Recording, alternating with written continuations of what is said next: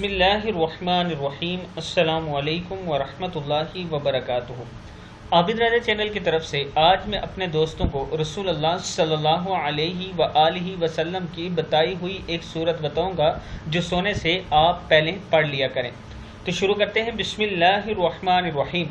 سیدنا ابو ہریرہ رضی اللہ تعالی عنہ بیان کرتے ہیں کہ رسول اللہ صلی اللہ علیہ وآلہ وسلم نے فرمایا، قرآن مجید کی 30 آیات والی ایک سورت ایسی ہے کہ اس نے جس آدمی کی سفارش کر دی اسے بخش دیا جائے گا، اور وہ سورت تبارک الذی بیدہ الملک ہے، سورہ ملک جسے کہتے ہیں، جو بسم اللہ الرحمن الرحیم تبارک الذی بیدہ الملک وہو علی کل شیء قدیر، یہ والی جو سورت ہے 29ویں سپارے کی، اس کے لیے کہا جاتا ہے کہ یہ جس کی سفارش کرے گی اسے بخش دیا جائے گا، تو رات سونے سے پہلے ایک مرتبہ اس کو ضرور پڑھ لیا کریں۔